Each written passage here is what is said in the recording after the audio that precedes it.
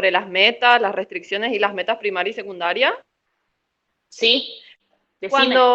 Cuando nosotros hacemos la respuesta en ese ejercicio, le aclaramos, digamos, de que aunque no cumpla la meta 2, elegimos esa opción porque cumple la restricción 1 y la meta primaria, digamos, ¿se aclara eso? Porque no me acordaba. Sí, se aclara. Recuerden que ustedes, cuando resuelven un ejercicio, tienen que terminar con una conclusión. Seguro que en el desarrollo de las tareas, en lo que es programación lineal, en general se pide la determinación de las restricciones como primer punto, el área de factibilidad, el valor en cada uno de los ángulos, y siempre va a estar incorporada la pregunta, o dentro de las tareas, la determinación de cuál es la combinación óptima. En esa combinación óptima tienen que explicar cuál es la que entienden ustedes como áreas y las metas secundarias. ¿Se acuerdan que en ese caso podíamos interpretar hasta que había dos soluciones posibles, de acuerdo al sentido que se le quería dar, al riesgo que asumía y a la rentabilidad o al beneficio? Entonces, siempre tienen que concluir con una respuesta. Entendemos que la combinación óptima es tanto de X y tanto de Y, porque así tiene que ser la respuesta. Obviamente ponen qué significa X y qué significa Y para cada uno de los ejercicios, considerando que de esta manera se cumple la meta primaria y en la meta secundaria se obtiene el menor costo, el mayor beneficio, bueno, la interpretación que corresponde. Pero siempre den respuesta, porque todo el planteo lo que busca es justamente una respuesta de cuál es la combinación óptima. Y si esa combinación tiene algún tipo de cuestión de restricción o que no cumple la meta o tiene algún condicionante, lo escriben así como un condicionante también. ¿Se entendió, Nadia? Sí, profe, gracias. Bueno.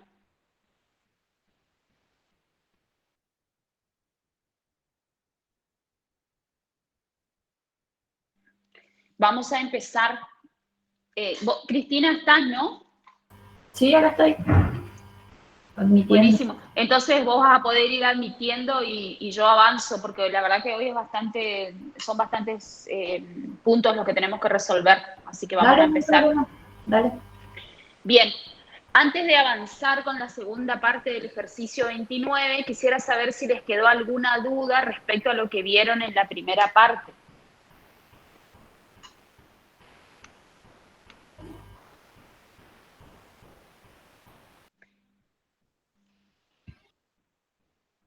Bien, si no hay dudas, entonces voy a avanzar con la segunda. Todo el análisis que viene a partir de ahora supone la comprensión de todos los indicadores que obtuvimos anteriormente. Es decir, a partir de este punto de liquidez corriente necesaria se complejiza porque son índices combinados los que se van obteniendo, donde vamos tomando los índices anteriores para poder construir los nuevos índices. Bien, entonces, yo les había dicho que tuvieran a mano, por favor, la solución del ejercicio 29. Esto tiene que ver con la determinación del punto de liquidez corriente necesaria, y que a partir de la solución que tienen ustedes, lo que voy a ir haciendo es explicando cómo se construye el índice. Yo se los pasé el Excel, con lo cual ustedes pueden entrar a las distintas celdas y ir viendo de dónde toman los valores. Pero independientemente de ello, que lo pueden hacer después, vamos a ir construyendo ahora en la clase la asignación de valor que se le va dando a cada uno de ellos. ¿Logran ver bien el Excel que tengo en la pantalla? Es el mismo Excel que tienen ustedes. ¿Se ve bien la pantalla? Sí, Ali, se ve. Bien, perfecto. Entonces, como concepto general, tenemos que el índice de liquidez corriente necesaria es un índice que relaciona el plazo promedio de los activos sobre el plazo promedio de los pasivos. Cuando hablamos de plazo promedio, lo que nos estamos refiriendo al plazo promedio en el caso de los activos de realización y en el caso de los pasivos de exigibilidad. la respuesta que intentamos buscar a través de este índice de liquidez corriente es ver si el tiempo en el cual los activos se realizan, ¿qué significa realizan? Se vuelven líquidos, se vuelven efectivos, es menor o mayor al tiempo en el cual los pasivos se vuelven exigibles. Entonces, para construir este índice, lo que tenemos que analizar es la composición del activo y la composición del pasivo, medidos ambos en términos de días de realización. Lo que tenemos acá cuando hablamos de plazo promedio es la cantidad de días que termina de convertirse en efectivo el activo corriente, obviamente el activo no corriente nunca se convierte, y el pasivo corriente. Entonces, si observamos este cuadro, vamos a ver en la primera parte que lo que tenemos es analizado, en principio, la estructura patrimonial. Lo que tenemos como primer columna es la determinación de cuánto tenemos en caja y bancos, créditos por venta y bienes de cambio, total del activo corriente, y cuánto existe de pasivo corriente. Estos datos se extraen del estado de situación patrimonial. Lo que estamos mirando en este ejercicio es el año 2004. Entonces, el primer paso consiste en determinar, si determinamos que vamos a analizar por pasos, el primer paso consiste en determinar el porcentaje de participación de cada partida del activo corriente. Entonces, y del pasivo corriente. ¿Cuánto representa cada partida respecto del total del activo y del total del pasivo? Esto lo vamos a ver en la segunda columna, donde tenemos estos porcentajes. ¿De dónde surgen estos porcentajes? Obviamente, el porcentaje de caja y bancos, que es 2%, surge de hacer 100 dividido el total del activo, 4.600. En el caso del porcentaje de, vamos aquí, en el caso del porcentaje de créditos por venta, nuevamente surge de hacer la relación entre los 2.700 y el total del activo corriente, que es 4.600. Esto nos da un total de 59%. En el caso de bienes de cambio, la relación es de 1.800 sobre 4.600. Esto da un total de 39%, y en el caso de deudas comerciales, obviamente da igual al 100%, porque no existen otras deudas. Entonces, el total de deudas comerciales es el total del pasivo corriente. De esta manera se obtienen estos valores identificados como los porcentajes, o el primer paso, el porcentaje de participación de cada partida respecto del total del activo corriente y pasivo corriente. Una vez que tenemos identificado este paso, el segundo paso sobre el cual tenemos que trabajar es la determinación. Lo que tenemos que hacer en el segundo paso es determinar el plazo promedio de cada partida del activo corriente y del pasivo corriente. Si nos ubicamos en el cuadro, esto lo que vamos a hacer ahora es identificar estos valores, el plazo de realización de cada una de las partidas. Este es el segundo paso. Respecto del rubro caja y bancos, ¿cuál va a ser el plazo de realización? 0. ¿Por qué? Porque ya está en efectivo. Ya directamente no requiere de más días para convertirse en efectivo. Respecto del rubro créditos por ventas, cuando analizamos el plazo de realización, lo que tenemos que tener en cuenta, o el dato que vamos a tener en cuenta para créditos por ventas, es la antigüedad de las partidas o el plazo promedio de cobranza. Este dato lo habíamos obtenido en los ejercicios anteriores, en los puntos anteriores. Ya les digo en qué punto teníamos el valor del plazo promedio de las partidas. Lo habíamos tenido, por eso es importante que tengan a mano, cuando habíamos determinado el índice de créditos por ventas en el punto D. En el punto D de este ejercicio habíamos analizado el índice de créditos por venta, el índice de rotación de créditos por ventas, y ese índice de rotación nos permitía determinar la antigüedad promedio de las cuentas por cobrar. ¿Qué significa antigüedad promedio de las cuentas por cobrar? La cantidad de días que una cuenta corriente permanece en su condición de tal, es decir, la cantidad de días que permanece en la cartera como una cuenta pendiente de cobro. Este valor, si ustedes lo ven en su cuadrito anterior, nos había dado un valor de 26,43. Quiere decir que desde el momento 1 hasta el momento que la cuenta corriente efectivamente se cobra, acá, desde el momento que nace como cuenta corriente y hasta el momento que se vuelve pesos efectivamente para la empresa, transcurren 26,43 días.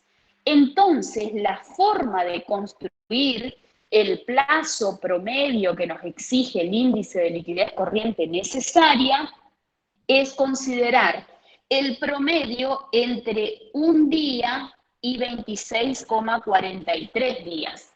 ¿Por qué? Porque este es un plazo durante el cual las cuentas se van cobrando, de manera que no puede decirse que se cobra todo en este día, ni que tampoco se cobra todo el último día. Lo que ocurre en las empresas es que se va cobrando durante todo el periodo, diferentes montos, diferentes momentos. El índice, lo que nos indica, o el indicador de antigüedad, es que en 26 días se convierte toda la cartera en efectivo. Todo lo que teníamos a cobrar se convierte, todo lo que tiene la empresa ahora se convierte en efectivo. Pero no quiere decir que se cobra todo este día. De manera que el plazo promedio de cobranzas, se obtiene haciendo la siguiente relación.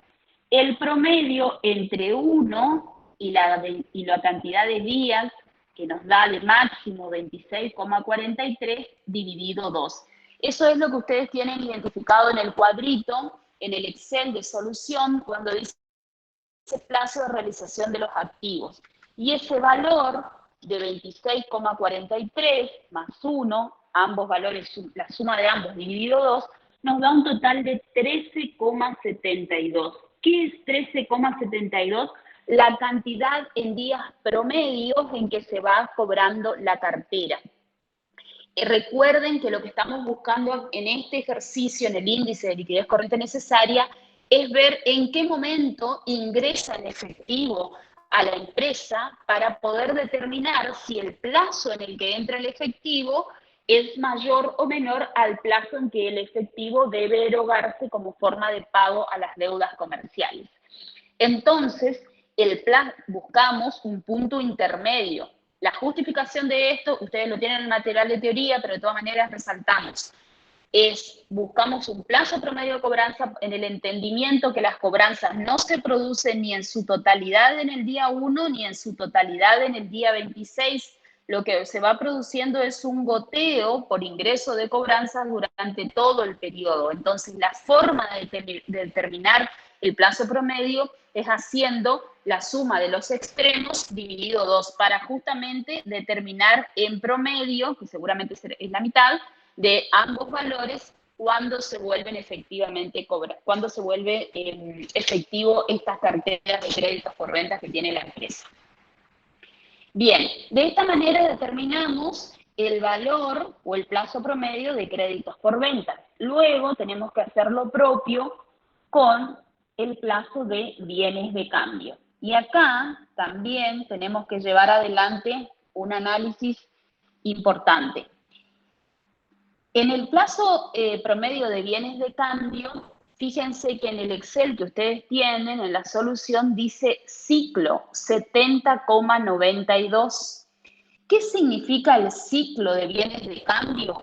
El ciclo es inclusivo de todo el periodo desde que el bien de cambio se vende hasta que el bien de cambio se convierte en efectivo.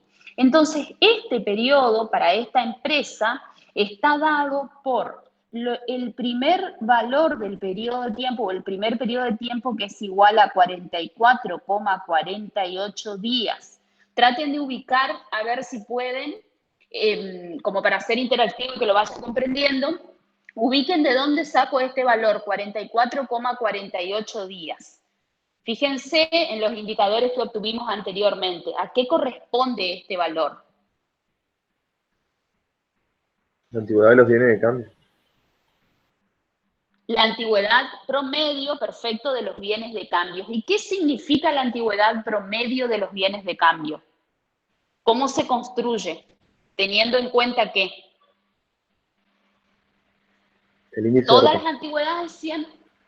Perfecto, todas las antigüedades se construyen teniendo el índice de rotación. Y ese índice de rotación, ¿qué vincula? ¿Qué dos datos correlaciona o qué dos datos relaciona? El costo de venta con la existencia promedio. Bien, entonces, ¿qué significa 44,48 días? ¿Es el plazo de qué? Ese índice nos está mostrando la antigüedad promedio de los bienes de cambio. ¿Qué significa? Que los bienes permanecen en stock 44,48 días. ¿Y qué ocurre a los 44,48 días? Que cada 44,48 días vendo la totalidad del inventario. Exactamente. Entonces, a los 44, lo que ocurre es que este bien de cambio se convierte en venta. ¿Sí? Es como dijo la compañera, a los 44 días vendo la totalidad de la existencia de bienes de cambio. Ahora, cuando estoy analizando el índice de liquidez corriente necesaria y estoy buscando el dato de liquidez, este plazo es indicativo de que el bien se vendió, pero todavía queda un plazo durante el cual no se cobra. ¿De cuánto es este plazo?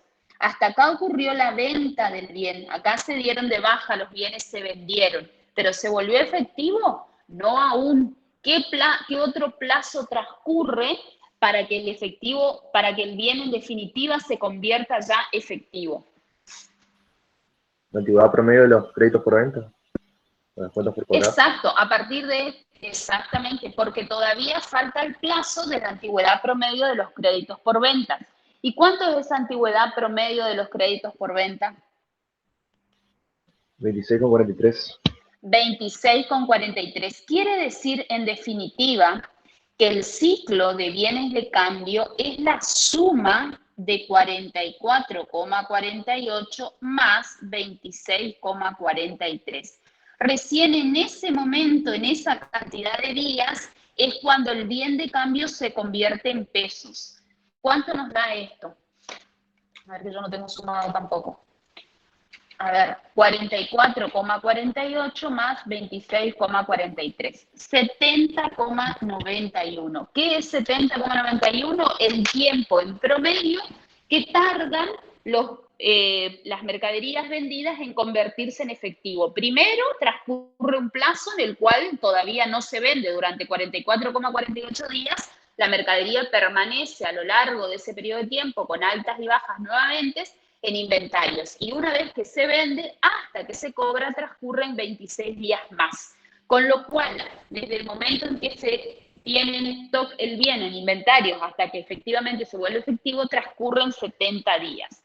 Ahora bien, fíjense que en lo que nosotros estamos resolviendo, lo que estoy buscando es el plazo promedio de bienes de cambio. Ese plazo promedio va a ser, así como en el caso anterior, en los créditos por ventas, tenía el entendimiento que las ventas no se producían todo durante ni el inicio ni al final. De esta manera tampoco puedo considerar que los bienes se cobran todo desde el inicio, ni tampoco todo al final, Entonces, nuevamente tengo que hacer un promedio. De manera que el plazo promedio de cobranza de los bienes de cambio es igual al promedio de 70,92 más 26,43 dividido 2. ¿Por qué? Porque entiendo que cuando se va convirtiendo en efectivo durante este plazo.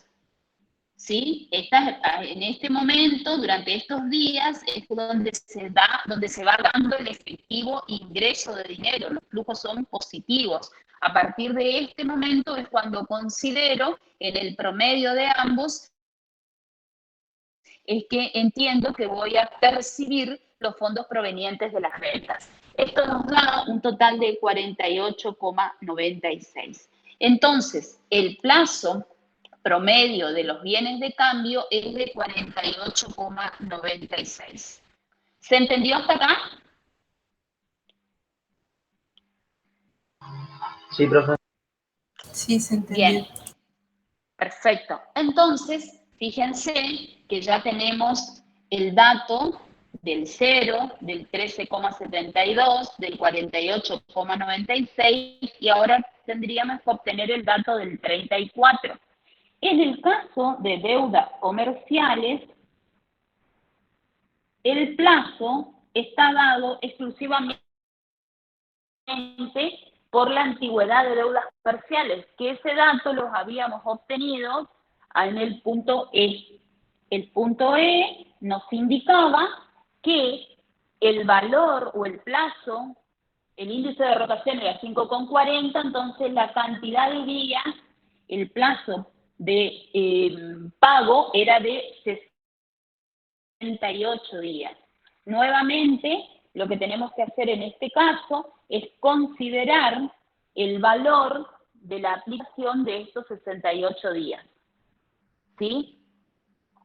Entonces, si consideramos el valor de estos 68, como siempre, con el mismo análisis, desde el día 1 hasta el día 68 en que debo efectuar o que se terminan de pagar las cuentas, lo que voy a considerar es que durante todo el periodo de tiempo voy a tener flujos negativos, no necesariamente ni el día 1 en su totalidad, ni el día 68 en su totalidad, con lo cual el plazo promedio de exigibilidad de las deudas comerciales es igual a 1 más 68 dividido 2. Esto nos da un total, para que os dé igual acá, de 34. ¿Sí? Y ese es el valor que tenemos incorporado como el plazo promedio. Entonces, ya realizamos el paso 1, que era la determinación del porcentaje. Luego hicimos el paso 2, que es la determinación de los plazos promedios, lo que acabamos de hacer. Y por último vamos a hacer efectivamente, o vamos a obtener en el paso 3, el dato efectivamente de los plazos promedios de realización del activo corriente y el pasivo corriente. Entonces, en el paso 3, lo que hacemos es aplicar el porcentaje de participación de cada partida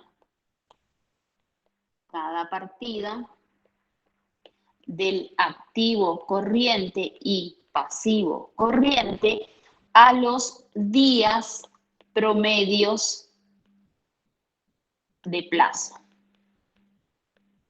Hago de vuelta aquí entonces. Dentro del año 2004 teníamos como activo corriente, teníamos caja y bancos. Voy a transcribir el cuadro, pero porque se lo quiero explicar acá. Créditos o cuentas por cobrar y bienes de cambio. Estos valores en pesos o valores nominales representaban o tenían un saldo al cierre de 100, 2.700 y 1.800, lo cual daba un valor total de 4.600. Habíamos dicho que en el paso 1 determinábamos el porcentaje de participación de cada uno de ellos. Esto tiene un porcentaje de 2%. el otro rubro tiene 59% y el último 39%. En el paso 2 lo que hacíamos era determinar los plazos promedios y habíamos dicho que el plazo promedio de caja y bancos era 0 porque no requiere plazo para convertirse. El plazo promedio de créditos por ventas era 13,72 y el plazo promedio de bienes de cambio 48,96. Y por último, en el último paso, determinábamos efectivamente, vamos a obtener el dato del plazo promedio de liquidez del activo corriente, que surge básicamente este plazo de aplicar el porcentaje o de multiplicar 2% por 0. Nos va a dar 0.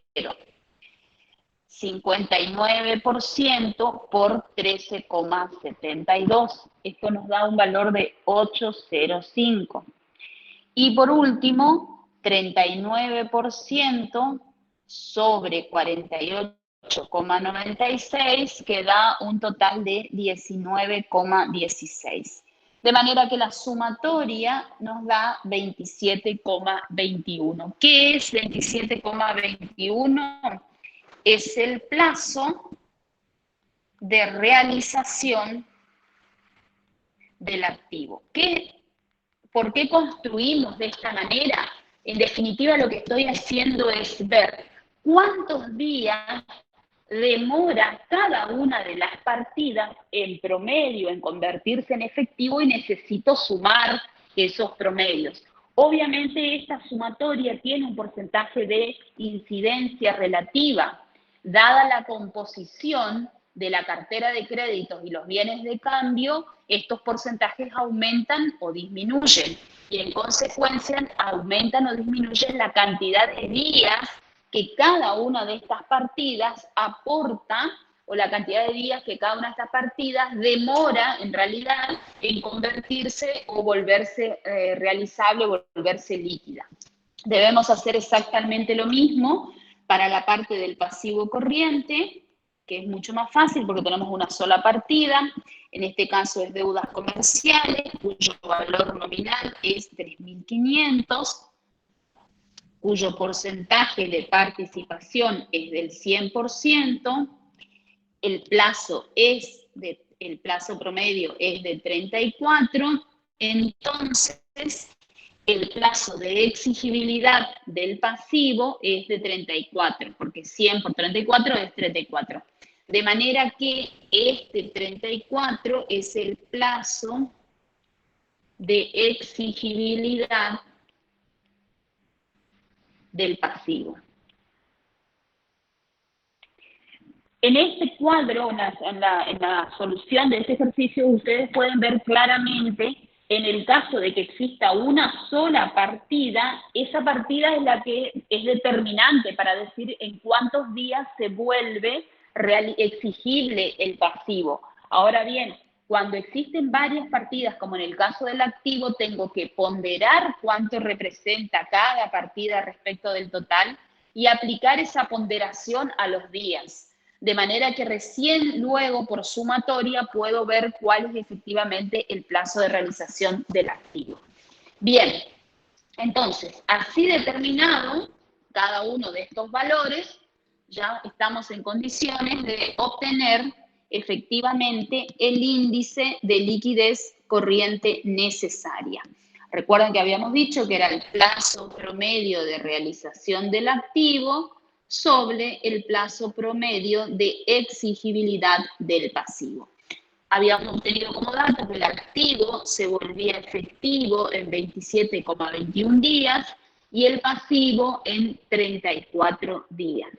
De manera que esto nos da un valor de 0,79.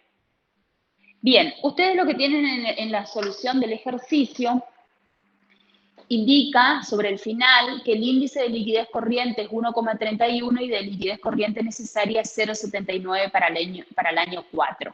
Como se cumple la condición de liquidez corriente mayor a liquidez corriente necesaria, no debería tener problemas financieros. Eso es una regla que la van a ver en los apuntes de teoría, pero vamos a tratar de interpretar qué significa 0,79 o qué significa que el índice de liquidez corriente sea menor a 1. ¿Es una situación positiva o favorable para la empresa o generaría de alguna manera una situación de alerta, una situación negativa respecto de su liquidez corriente? ¿Cómo se interpreta este índice? ¿Qué les parece? Favorable para la empresa, Bien, ¿por qué es favorable? Que sea menor a 1, ¿por qué es favorable? porque el numerador, que sería el plazo de realización del activo, es menor, digamos, Ujú. que el tiempo en el que el pasivo se hace exigible, digamos. A mí me van a exigir a los Exacto. 34 días, claro. Ujú. O sea, es como Quiere que decir yo, que los fondos... Sí, sí, escucho. no, que el activo yo obtengo los fondos más rápido de lo que me exigen a mí que los paguen. Exactamente, correcto. Significa que en este caso la empresa ha logrado un apalancamiento financiero, porque evidentemente el plazo de realización, el plazo que ha cerrado con sus proveedores, significa 34 días, o obtiene un valor de 34, significa que debe hacer pagos a sus proveedores cada 34 días, siendo que cobra los activos que vende o tienen existencia, o tiene la cartera, o tiene activos que se van a convertir en líquidos cada 27 días. Entonces, un índice menor a 1 es un índice favorable o habla de una salud financiera de la empresa.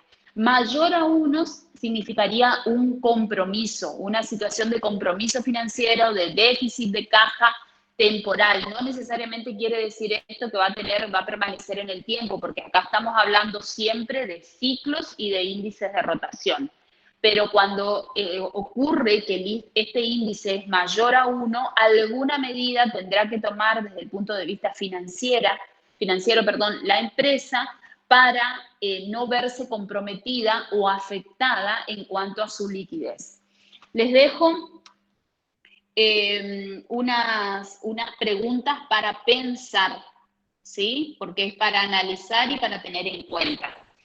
¿Qué pasa si el índice de liquidez corriente necesaria es mayor a 1 y el índice de liquidez corriente es menor a 1? ¿Y qué pasa si el índice de liquidez corriente necesaria es menor a 1 y el índice de liquidez corriente es mayor a 1? ¿Sí? Son diferentes situaciones, acá tienen una de ellas, pero ustedes tienen que hacer el análisis para todas las situaciones posibles. En la clase de repaso, si quieren, lo piensan, y en la clase de repaso compartimos las conclusiones, ¿sí? ¿Qué pasa ante estas situaciones o qué significa alguna de estos indicadores en un escenario en el que el índice de liquidez corriente es mayor a 1, situación esto que ya sabemos que es una situación comprometida financieramente, pero el índice de liquidez corriente es menor a 1, ¿sí? Entonces conlleva esto un análisis especial y igualmente la situación inversa. Bien, en la solución que tienen ustedes está todo planteado el año 2005 con los mismos o con la misma forma de construcción, con lo cual les sugiero que practiquen a través del año 2005.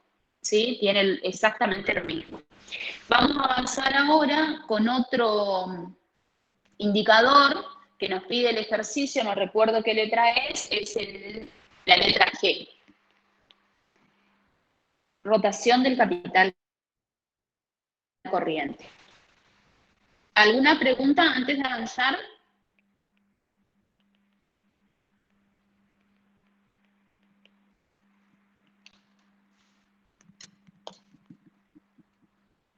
¿No hay preguntas? ¿En el chat tampoco, Cristina?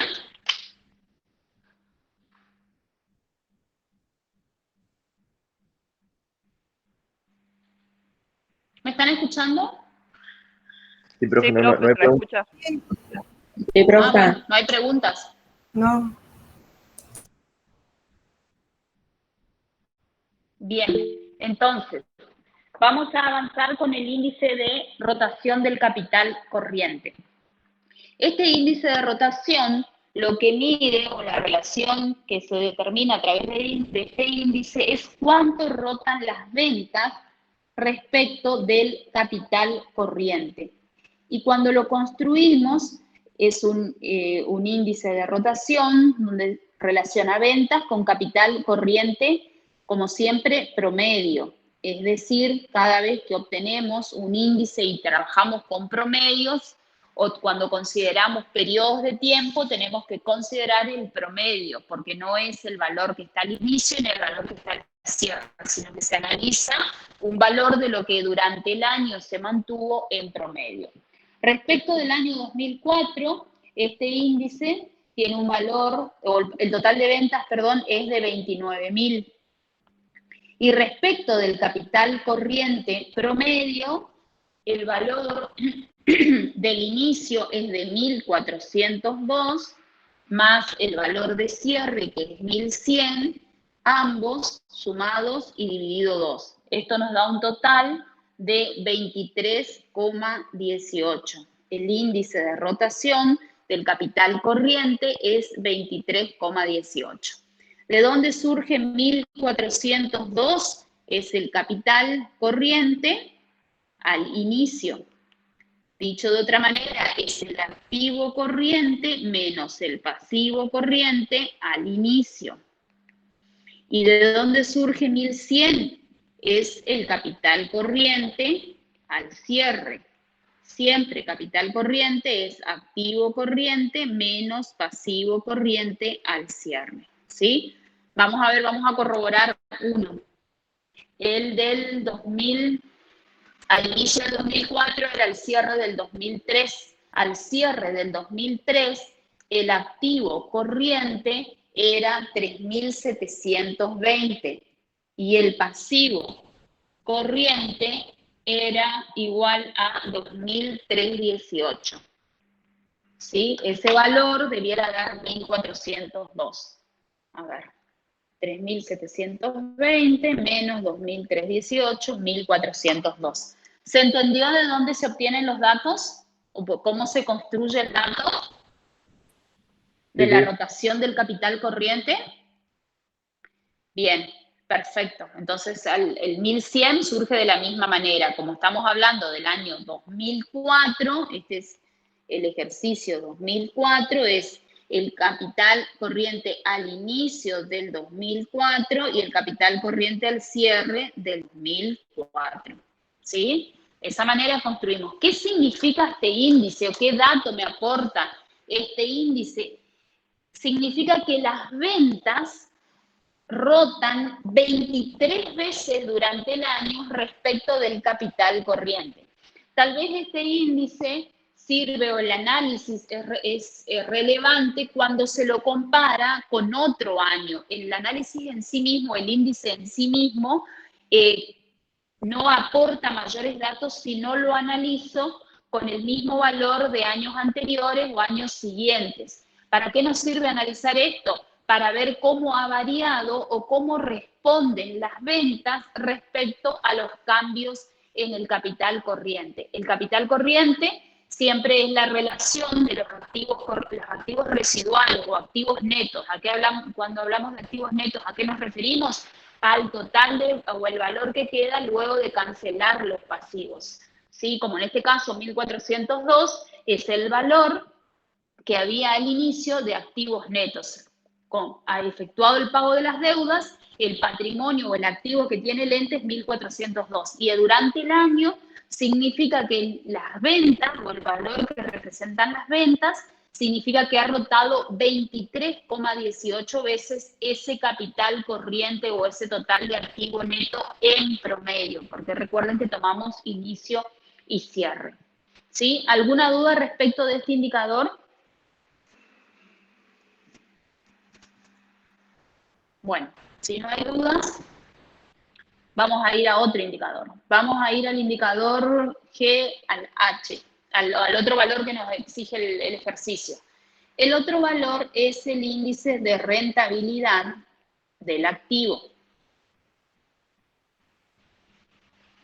Esto ustedes lo van a ver también en la bibliografía como ROBA, Return on Asset, es la rentabilidad que tiene el activo para el ente. Es un indicador muy utilizado porque sirve para comparar distintos tipos de empresas. Es decir, independientemente de si las empresas son de servicios, industriales o de alguna otra actividad primaria, agrícola y demás, este ROA es un indicador común, se analiza mucho y sobre todo en el análisis de mercado y demás, porque muestra cuánto rinden los activos de la empresa. Y en definitiva demuestra qué tan eficiente o en qué tan buena manera está haciendo rentar esos activos que tiene el ente en el mercado. Entonces es un índice que permite comparar, independientemente de las actividades de las empresas, cómo el negocio en su conjunto, este patrimonio, está haciendo rendir a cada uno de los pesos de activos que tiene, de assets que tiene. Bien, entonces este índice de rentabilidad del activo se construye, este ROA, se construye a través del resultado operativo sobre el activo promedio.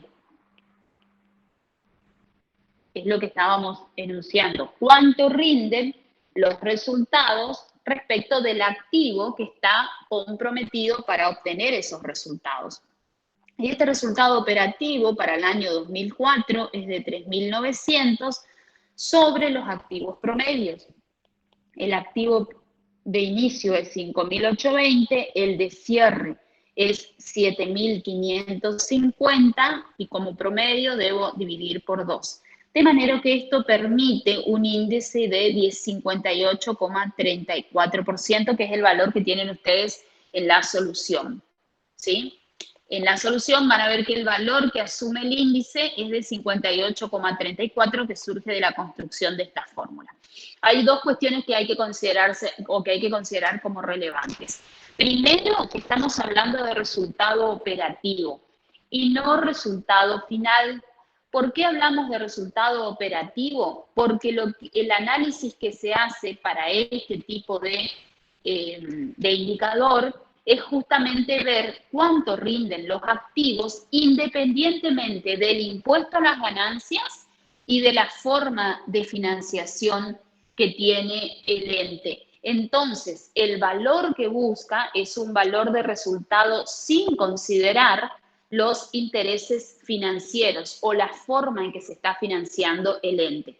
Si ustedes miran el estado de resultados, fíjense en el estado de resultados que tienen en la solución, cuánto era el resultado final del año 2004. ¿Lo pueden ver? 3.400. Perfecto, 3.400. Por eso, en esta fórmula tomamos el resultado operativo, es decir, lo que se busca es dejar de lado cómo ha financiado sus activos. Ustedes saben por la ecuación patrimonial que los activos se financian, el total de activos se financia con pasivo o con patrimonio neto. Lo que hago con este índice es anulo, no miro los costos que tengan asociados el financiamiento con terceros o el financiamiento propio y determino cuál es el resultado que se genera independientemente de la estructura de financiamiento. Por eso les decía que este índice es un índice que permite la comparabilidad de una empresa que puede estar altamente endeudada o de una empresa que financia sus operaciones solo con capital propio.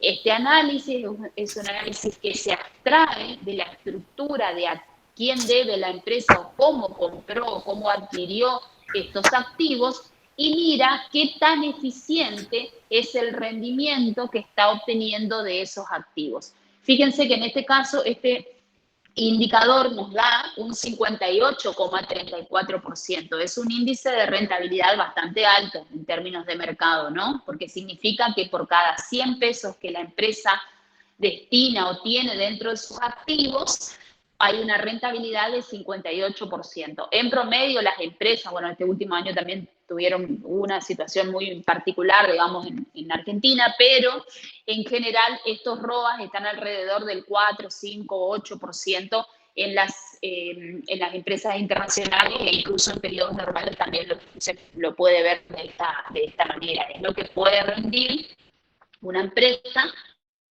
o el rendimiento que tiene respecto de sus activos. En realidad este porcentaje que les dije es en moneda extranjera, es en dólares, digamos, por eso les hablaba de compañías internacionales. En lo que sería una rentabilidad de unos activos argentinos, se estaría pidiendo alrededor, o una empresa tendría que comparar este rendimiento con lo que rinde un bono en pesos, o un título público en pesos, o un plazo fijo en pesos, para saber si está trabajando eficientemente sus activos o no. De todas maneras, este 58 es alto respecto a lo que rinde hoy, por ejemplo, una colocación financiera en la que tiene mayor seguridad en el mercado, que es un plazo fijo, que está alrededor del 35-40%. Lo que les quiero decir es lo siguiente: este índice sirve a una empresa para ver si sus activos están rindiendo lo que rinde en el mercado una colocación o algún otro tipo de activo. Se vuelve un costo, un valor para comparar la eficiencia misma de la empresa respecto de otros activos. Y a veces también lleva a las empresas a decidir liquidar sus activos y colocarlos en otro patrimonio operativo, porque cuando este índice es muy bajo, significa que está teniendo un costo de oportunidad bastante elevado. Bien, ¿se entendió la rentabilidad del activo? Return on asset. ¿Se entendió? Sí. Sí, se entendió. Bien, vamos al siguiente punto entonces, que es el punto I, DuPont. El índice de DuPont.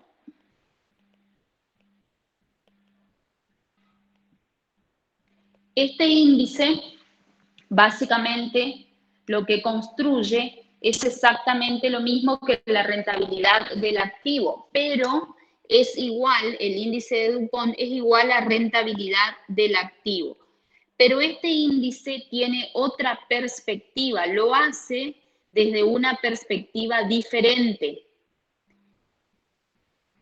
En este caso, el índice o la forma que se analiza es desde la perspectiva del margen de ventas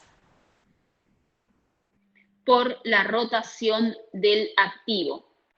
En el índice anterior, en la construcción del índice anterior, lo que se analizaba era cuánto es el resultado operativo en función del activo promedio que está apalancando o permitiendo ese resultado operativo. Aquí lo que hacemos en este índice de DuPont, así como tienen la solución ustedes, planteada es multiplicar el margen de ventas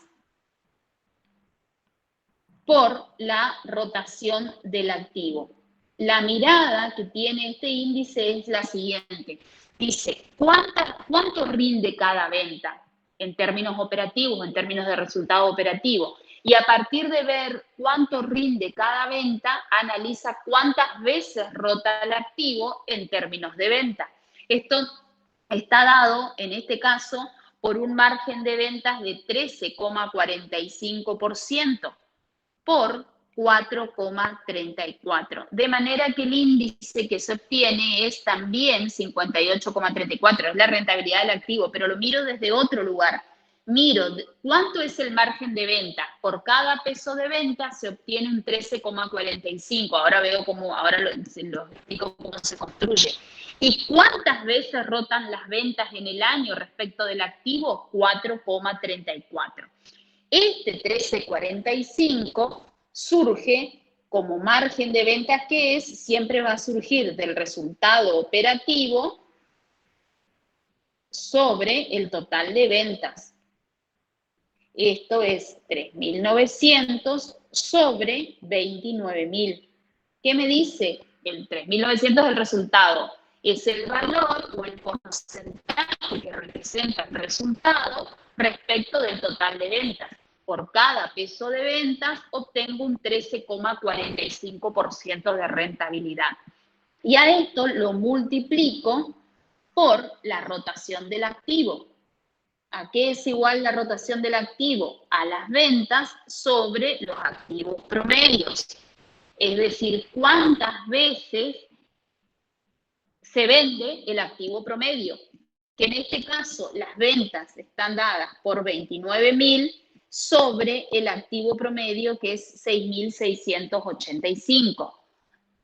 Este activo promedio surge, ya lo habíamos obtenido anteriormente, de 5.820 más al inicio, 7.550 al cierre, dividido 2. Esto nos da un valor de 58,34%. Fíjense que en definitiva es el mismo índice que el anterior, que el de rentabilidad del activo. Si ustedes recuerdan, rentabilidad del activo era resultado operativo sobre activo promedio. Tomaba esto y dividía sobre activo promedio. En definitiva, el índice hace lo mismo, el índice de DuPont hace lo mismo, pero obtiene los datos a partir de otra construcción, mirando, porque permiten obtener valores diferentes y permite analizar diferente, multiplicando el margen de ventas por la rotación del activo.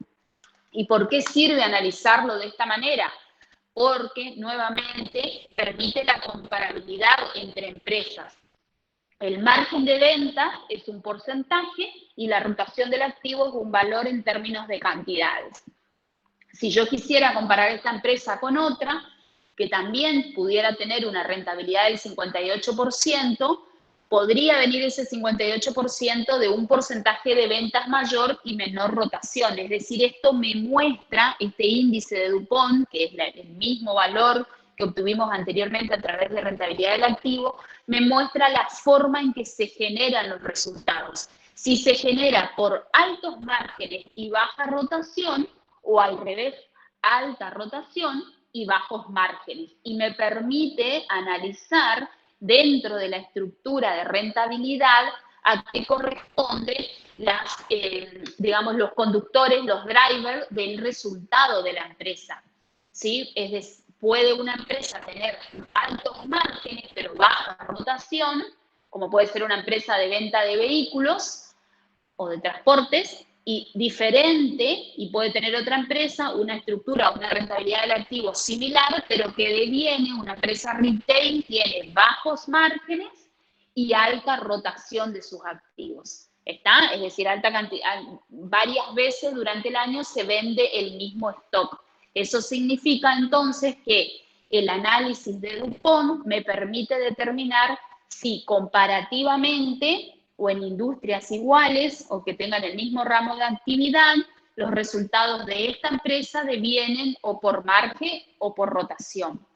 Si estamos comparando empresas de igual ramo de actividad, seguramente voy a analizar los márgenes de rentabilidad que tienen las otras empresas para ver el posicionamiento que tiene esta empresa respecto del resto, ¿sí? Si la industria en general en la que está la empresa tiene un margen de ventas del 5%, significa para esta empresa que está obteniendo un buen margen. Un buen margen significa porque hace una gestión eficiente de sus costos o de su precio de venta, ¿sí? Puede venir por cualquiera de los dos lados. ¿Se entendió el índice de DuPont por qué es igual al índice de rentabilidad del activo? Si ustedes le piden el dato, pueden calcularlo de cualquiera de las dos maneras. Simplemente que uno permite interpretar de una manera y el otro índice o la construcción del otro explica la rentabilidad desde otro lugar. ¿Se entendió? Profe. Bien, Sí, vamos. Disculpen, ¿cómo? Sí, se entendió. Bien, vamos entonces ahora al otro indicador que nos están solicitando, que es el de rentabilidad del patrimonio neto. Es el J. Rentabilidad del patrimonio neto. ¿Cómo estamos de tiempo? Justos. Bien. Rentabilidad del patrimonio neto. Entonces, en la rentabilidad del patrimonio neto, este valor se construye determinando el resultado antes de impuestos sobre el patrimonio neto promedio. En este ejercicio, el resultado antes de impuestos es igual a 3.400 sobre el patrimonio neto promedio, que está dado por 3.327 más 3.730 dividido 2. Esto nos da una rentabilidad del patrimonio neto de 96,36%. Bien, acá el análisis que corresponde hacer es el siguiente. ¿Por qué tomo para el patrimonio neto el resultado antes de impuestos? En general, en los análisis financieros se consideran siempre los resultados independientemente de la estructura de financiamiento, es decir, de los intereses, independientemente del impuesto. Y del impuesto a las ganancias, ¿por qué se lo excluye del análisis en general? Porque lo que se está tratando de determinar es el resultado propio de la empresa, independientemente de las variables no controlables. El hecho del impuesto a las ganancias como tal, como imposición, no hace a la eficiencia, o sea, la empresa no puede ser más o menos eficiente en términos de la aplicación del impuesto a la ganancia. Lo que puede hacer es más o menos eficiente en términos de las variables controlables, como son los ingresos y como son los costos. Por eso, en general, se excluye el valor del impuesto y se toma el resultado antes de considerar, porque ese impuesto, aparte que tiene toda una mecánica diferente, influye o determina o resta en el resultado final, pero corresponde a una variable no controlable por el ente, entonces quita comparabilidad. De manera que el resultado que se toma para obtener la rentabilidad del patrimonio neto es el resultado antes de impuestos. En nuestro caso era 3.400 porque el planteo de este ejercicio no determinaba impuesto a las ganancias. Entonces es el resultado final. Si en este caso toma los intereses como parte del resultado, o mejor dicho, considera el total de intereses, porque el dato que está buscando este indicador es la rentabilidad de los accionistas. Ustedes saben que los intereses forman parte de los costos financieros y tienen que ver con el costo por la utilización del capital ajeno. Entonces, cuando se está analizando la rentabilidad del accionista, del equity, de las acciones, del valor del patrimonio del ente, lo que se está buscando es ver cuál es el valor que rinden los pesos efectivamente aportados por los socios, considerando ya residualmente lo que se ha abonado a los otros terceros que han formado parte nuevamente. Como siempre volvemos, toda la explicación de estos indicadores encuentra su fundamento en la situación patrimonial. En este caso me concentro en el patrimonio neto y analizo qué porcentaje de rentabilidad tiene, considerando que este patrimonio financia los activos, pero dentro del resultado ya resto lo que corresponden a costos financieros, es decir, el repago de lo que es el pasivo.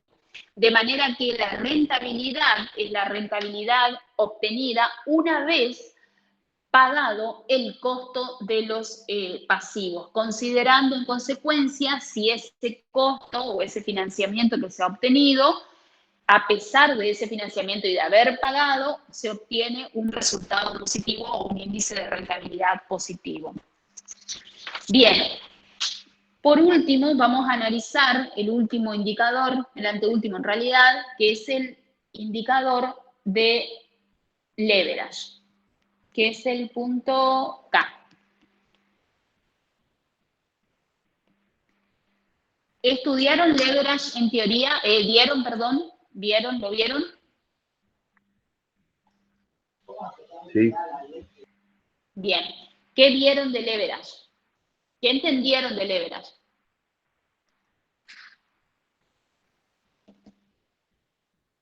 Eso es otra cosa. Es otra cosa. ¿Pero qué les quedó? Algo de leverage les tiene que haber quedado. Algo. Díganme El apalancamiento que tiene la empresa. Exacto. Fíjense que con esa palabra que es apalancamiento, uno puede empezar a construir, obviamente que hay que estudiar teóricamente el tema, pero siempre que tengan la palabra leverage, piensen en apalancamiento. ¿Y qué significa apalancamiento en términos financieros? Significa apalancamiento que el ente, la empresa, se apalanca a través de su endeudamiento. Esto significa, ustedes tienen que hacer la situación o compararla con las decisiones que tomaría uno.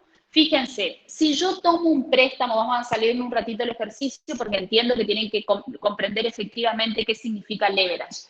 Si tomo un préstamo bancario que me exige un pago de un interés anual, para simplificar, del 20%, pero yo con ese préstamo bancario lo que realizo es tomo el préstamo, compro un bien y luego ese bien lo vendo y obtengo una rentabilidad del 50%, lo que estoy haciendo en definitiva es logrando apalancamiento.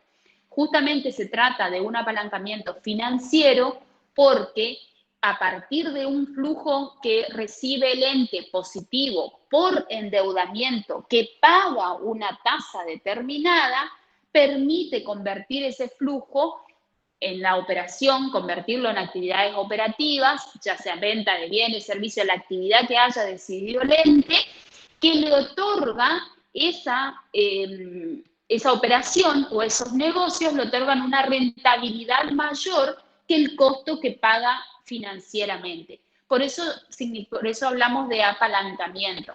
En la situación inversa, si yo tomo un préstamo bancario que me cobra una tasa del 50% y resulta que lo aplico a una actividad que va a rendir el 30%, estoy tomando obviamente una decisión de desapalancamiento, de una decisión financiera negativa y no conviene.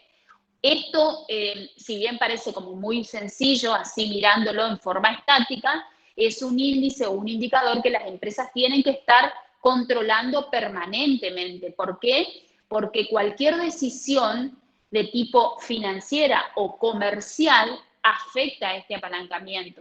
Imagínense que si la empresa toma una decisión de bajar su precio de venta, lo puede bajar hasta cierto punto en el cual no afecte la rentabilidad que tiene, porque si afecta y disminuye esa rentabilidad, puede ser que no esté logrando el apalancamiento financiero.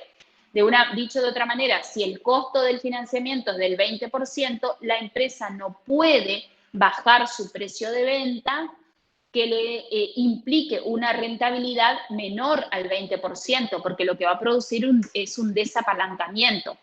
O bien no puede bajar su precio, no puede incrementar sus costos. Esas decisiones que se toman en el día a día obligan a revisar el leverage permanentemente. También cuando va a tomar el endeudamiento, no siempre es el endeudamiento bancario, la empresa puede decidir adquirir un bien por leasing. La tasa del leasing que va a pagar no puede ser mayor a la rentabilidad que le va a dar esa unidad. Supongamos que compre un rodado y lo destine a servicio de transporte o a remis, o compre un camión para hacer transporte. Ese leasing o la tasa de ese leasing no puede ser mayor que la rentabilidad que le va a dar ese camión a lo largo de un año. ¿Se entendió el concepto de leverage? ¿Por qué hablamos de apalancamiento y por qué hablamos de financiero? Sí, profe. Sí, sí. Bien. Entonces, leverage se construye de esta manera, así como tienen ustedes ahí en el ejercicio. Este índice se construye de la rentabilidad del patrimonio neto sobre la rentabilidad del activo. En este caso, la rentabilidad del patrimonio neto es 96,36% y la rentabilidad del activo 58,34%. Esto nos está dando un leverage de 1,65. ¿Qué les parece? ¿Este 1,65 es positivo o no? Tener un leverage superior a 1, ¿es positivo? Sí. Bien. ¿Y por qué es positivo? ¿Y porque la rentabilidad del activo es inferior al costo de financiamiento? Habían apalancado. Exactamente. Están correctas las dos respuestas. Porque la rentabilidad ¿Significa que estamos bien endeudados, profe? ¿Puede Exacto, ser? significa que significa que el endeudamiento que tomó la empresa es correcto, por eso el leverage es positivo, o es mayor a 1, es correcto lo que dijeron. Los activos rinden un 58%, pero el patrimonio neto rinde un 96%, es decir, que el patrimonio neto que ya está considerando el costo que vimos de los intereses, es decir, una vez pagados los intereses financieros, el patrimonio neto tiene una rentabilidad mayor que la rentabilidad del activo. Entonces, siempre que la rentabilidad del patrimonio neto sea mayor a la rentabilidad del activo, está teniendo un apalancamiento positivo. Es lo que veníamos, en el ejemplo que veníamos dando. Significa que la rentabilidad que estoy obteniendo o los resultados, la rentabilidad del patrimonio neto, ¿de dónde vendría? Del resultado operativo sobre el patrimonio neto. Esos resultados o esos pesos invertidos por los socios rinden un 96%.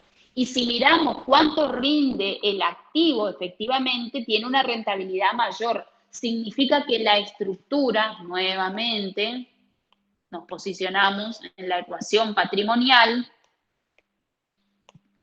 donde tenemos que nuevamente esta parte del activo significa que tiene un rendimiento de 58,34%. Pero esta parte, si lo miramos desde este lugar, hay un 58%. Pero si yo solamente miro el patrimonio neto luego de deducido los costos financieros que pagué a tercero, veo que este patrimonio neto tiene una rentabilidad mayor que la del activo. En consecuencia, tiene un apalancamiento positivo. Vamos a suponer la situación inversa. Vamos a suponer que tenemos un activo que nos rinde un 10% y tenemos un patrimonio neto que rinde el 5%. ¿Qué significa o cómo podemos interpretar esto? Significa que parte de esta rentabilidad que nos está generando el activo se nos está yendo o se le está yendo a la empresa en pagar los costos financieros que están ubicados aquí. ¿Está? Exactamente. Por ahí hay algo que hace que el activo rinda 10%, pero al accionista solo le quede una rentabilidad del 5%. ¿Qué es lo que hace eso? Los costos financieros, la parte del pasivo. Hay como una parte de esta rentabilidad del 10% que la está consumiendo, que se la está llevando el acreedor.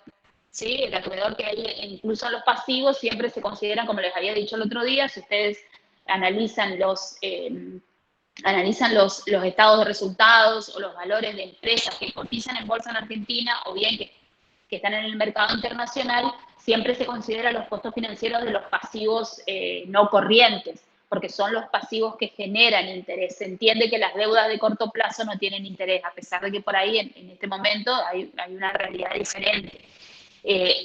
Pero en general se entiende que las deudas corrientes no generan intereses y los que pasivos de largo plazo son aquellos que generan. Con lo cual, se entiende por qué el leverage en esta situación, en nuestro ejercicio, es un leverage positivo de 1,65, pero si lo analizara en otra situación, tendríamos un leverage menor a 1, y esto estaría implicando que la estructura de financiamiento del ente no es la óptima. Acá el ejercicio incluso completa con un análisis, después ustedes con más tiempo lo miran, y habla del costo promedio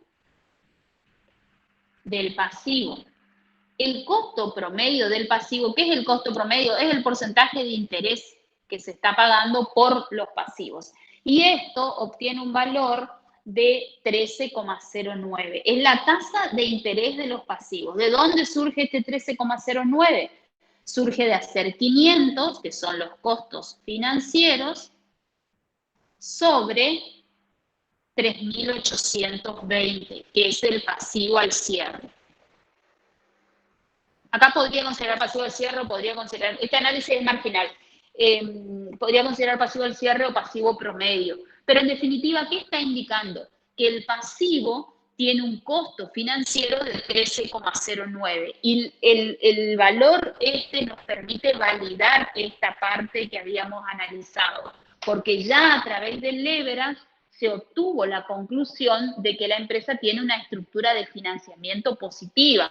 Entonces, significa esto que mientras este costo del pasivo sea menor a la rentabilidad del activo, que en este caso es 58, va a tener necesariamente un leverage positivo, ¿sí? Eso es lo que está indicado acá abajo. En la solución dice, en el X4 el costo promedio del pasivo fue 13,09, inferior a la rentabilidad del activo, lo que apalancó positivamente la rentabilidad de los propietarios en un 65%, que es el valor que obtuve anteriormente. Bien, ¿alguna pregunta respecto del leverage? Esto del costo promedio del pasivo lo que hace, porque como es un dato disponible, es un dato que uno lo puede calcular para validar que las conclusiones que obtuvo a través del leverage han sido correctas. ¿Alguna duda? No. Bueno, vamos al último índice, que es el índice de endeudamiento. El índice de endeudamiento es muy fácil, mide la relación de pasivo sobre patrimonio neto, que en este caso es pasivo 3.820 sobre patrimonio neto 3.730, da un valor de 1,024. Acá en realidad lo único que nos permite concluir es cuál de los dos componentes o cuál de las dos fuentes de financiamiento está financiando el total del activo. Si esto es mayor a 1, significa que hay una mayor participación de los terceros con fondos en el ente que permiten la obtención de los activos netos respecto del total del patrimonio. Y recuerden ustedes siempre que en patrimonio neto, ¿qué tenemos? ¿Cómo se compone el patrimonio neto? ¿Se acuerdan eso? Si miran un estado de resultado, si miran un estado de unos estados contables, ¿cómo se compone el patrimonio neto? Capital. Aporte de los propietarios, capital, Exactamente. reservas. ¿Qué más? Reserva legal, Reserva. aporte contable. Exacto. Y el otro valor que tiene, que es relevante, son los resultados acumulados. Como estas tres partes conforman el patrimonio neto, también ustedes lo van a ver en teoría, en práctico no lo vimos, que permite analizar el crecimiento autogenerado. Cuando hablamos de crecimiento autogenerado, cuando consideramos que la empresa está reinvirtiendo los resultados acumulados. Entonces, si la empresa no distribuye resultados, cada ejercicio, y en tanto tenga resultados positivos, cada mayor incorporación de resultados positivos le va permitiendo, a su vez, mayor obtención de mayor capital de los propietarios, o mayor valor o fondos disponibles de los propietarios para con la empresa respecto del pasivo. Por eso este índice tiene relevancia, tampoco aquí hay una respuesta contundente respecto de si es mejor que fuera mayor o menor a 1. Depende de la estructura de cada empresa. Si la empresa, como en este caso, tiene 1,024, pero tiene un apalancamiento positivo, significa que este índice debiera mantenerse o incrementarse hacia arriba, mientras se mantengan las tasas de endeudamiento. ¿Sí? ¿Por qué? Porque todo endeudamiento incremental le permite una mayor rentabilidad, de acuerdo a lo que estuvimos viendo, y de leverage. ¿Sí? De manera que esta misma relación, si fuera menor a 1, cuando tiene un leverage positivo, lo que podría aconsejarse es que tienda la relación o que trate de incrementar su pasivo respecto de su patrimonio neto, porque le conviene financiarse con fuentes de terceros ante con fuentes propias. Ahora, si el leverage fuera inverso, o si el leverage fuera menor a 1, con lo cual está pagando altos costos de financiamiento, la relación que sería más conveniente también es una relación de endeudamiento menor a 1, porque implicaría que tiene menor participación el pasivo, que le genera costos, que el patrimonio neto, que tiene que ver con los fondos aportados como socios dispuestos a esperar resultados positivos en ejercicios siguientes. ¿Sí? Bien, ¿alguna duda?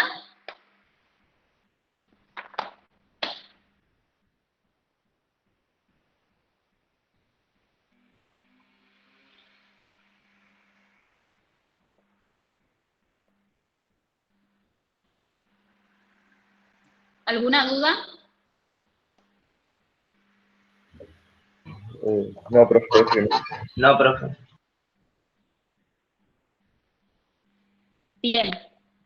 Entonces, si no hay dudas, yo les voy a pasar esto que estuve escribiendo, a ver si les sirve de alguna manera. Creo que con esto, la explicación más el Excel que tienen, practiquen desde el Excel, porque van a ir viendo de dónde surgen los valores, y la interpretación. Recuerden que no es solo el formulerío, como decimos, sino también en la interpretación. Ustedes en el parcial van a tener todas las fórmulas a disposición, entonces, obviamente, en caso de que entre este tema en el parcial, no se le va a preguntar solamente el valor, sino la interpretación. Por eso practiquen desde el entendimiento de qué significa cada uno de los índices, cuando es mayor a 1, menor a 1, en términos de días, en términos de rotación, o cómo se construyen, o por qué se explican, y qué significa si de un año a otro ha variado, ha aumentado o ha disminuido. ¿Sí? Está, profe. Bueno. Cristina, no sé si me quedó algo pendiente. ¿Esto forma Estaba parte del tal plan? cual. ¿O solo preguntas de teoría serían en ese sentido de este tema, profe? No, puede formar perfectamente parte del práctico. Sí, es un tema que estamos dando justamente una semana antes del examen. Y lo estamos viendo en el práctico. Claro, sí, sí. Gracias. Profe, pero vamos a poder tener las fórmulas o no. Sí, van a poder tener la fórmula. Sí, seguro, hay forma de que nosotros controlemos y no está en el interés tampoco controlar que tengan la fórmula en algún lado. Por eso el examen, por eso los exámenes en estos entornos virtuales tienen otro tipo de características, es decir, son exámenes en los cuales damos por hecho, ustedes tuvieron la fórmula para determinar el índice de la tendencia y demás en el parcial anterior.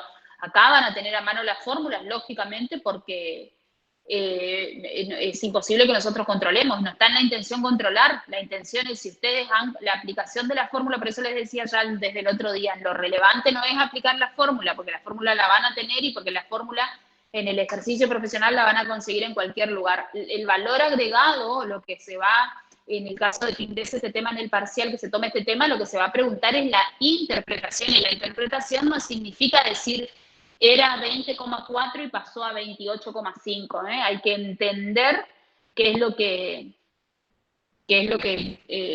significan cada uno de esos números. Perfecto, el análisis se refiere usted, o sea, usted va a ponderar, Sí. O sea, lo que va, es el análisis de la interpretación que le damos nosotros al resultado que obtenemos. Exacto. ¿Vieron cómo hicimos la clase anterior? ¿Qué significa? ¿Qué podría significar que hay aumento de ventas, que hay aumento de comisiones, que hay aumento de gastos, que se eficientizaron los gastos, que los costos financieros, o incorporamos todo el análisis financiero? Todo esto que estuvimos viendo les tiene que servir para analizar qué significa el costo del endeudamiento. ¿Está bien endeudado? ¿Está mal endeudado? ¿Qué puede tener problemas financieros? ¿No puede tener problemas financieros? ¿Tiene una situación de superávit financiero o no? ¿Sus activos están rindiendo de acuerdo a lo esperado? ¿Sí? Ese tipo de análisis. Bien, si no hay preguntas respecto de este ejercicio, solo para... Sí, este tema es súper interesante. Realmente al que le gustan estos temas y después lo puede aplicar en la profesión es... Y aparte... ¿Y es la básica de la carrera? Y no sé, porque después hay profesionales que se dedican a impuestos, por ejemplo. Bueno, a mí impuestos no me gusta nada. Yo no me gusta hacer impuestos, pero hay parte de la profesión que se dedica a impuestos. Por eso le digo, al que le interesa la parte financiera y de gestión, esto es muy interesante. Y lo que tiene sobre todo interesante es que estos análisis, ustedes después los van a ver, yo en años anteriores le pasé a un grupo, las empresas en el mundo hacen este tipo de análisis. ¿Te acordás, Cristina, que nosotros habíamos visto los análisis, los estados contables de Despegar? Sí. Sí. Despegar es una empresa que cotiza en los mercados internacionales, creo que cotiza en Brasil y que cotiza en la bolsa de Nueva York. y entonces está obligada a presentar informes trimestrales y anuales. Y cuando ustedes ven esos informes trimestrales, van a ver que están estos indicadores analizados. Y la verdad es que yo les estoy hablando de lo que van a hacer en la profesión y vuelven al tema del parcial. Bueno, cierro con esto. Lo que pasa es que el tema es apasionante. Ustedes después se los voy a compartir para quien le interesa y para quien en algún momento, si ejerce la profesión y le gusta esta parte, se van a dar cuenta ustedes que estos análisis los realizan, los mercados financieros realizan todo el tiempo. El ROA, el EBITDA, todo.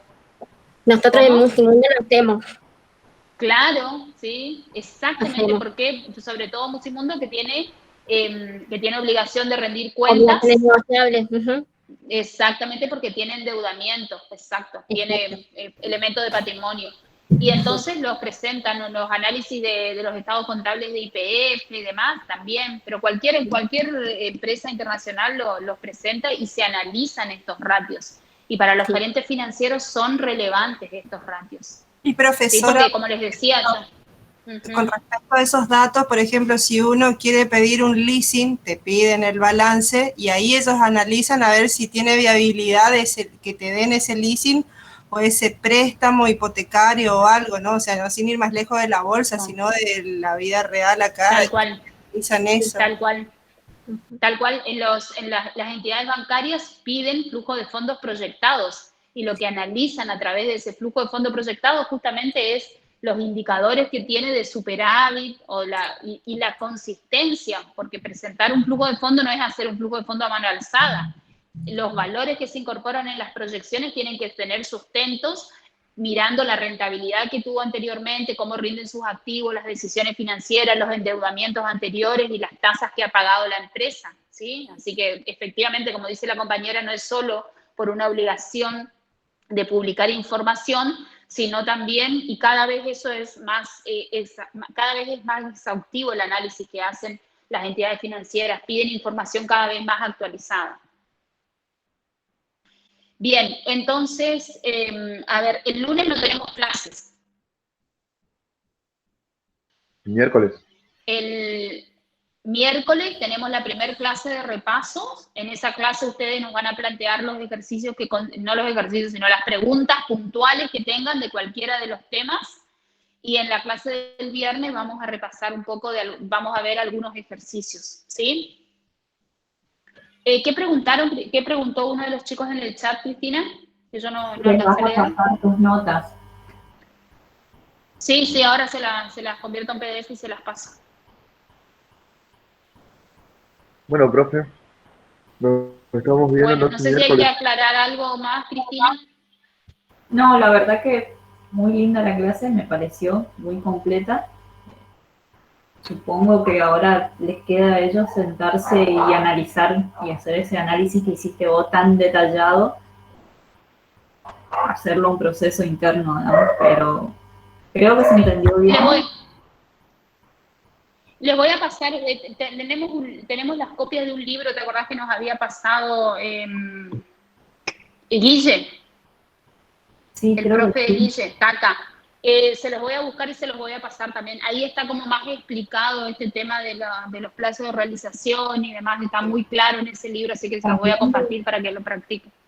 Liquidez corriente necesaria, está el librito de Pérez, que en verdad no es leerse todo el libro, son 8 hojas que explica lo que vos explicaste, digamos, al mismo nivel. Me parece que tus notas son más amenas, digamos, más fáciles de entender que el libro, pero por ahí si ellos quieren para un final, les va a servir si quieren. ¿Y vos lo tenés? Yo eso no lo tengo. Sí, yo lo tengo. En verdad es y bueno, lo compartimos ahora. Vale. Muy bien. Buenísimo. Nos vemos el miércoles entonces, chicos, a las 18. Nos estamos viendo. Chao, profe. Hasta luego. Chao. Chao, profe. Gracias, profe.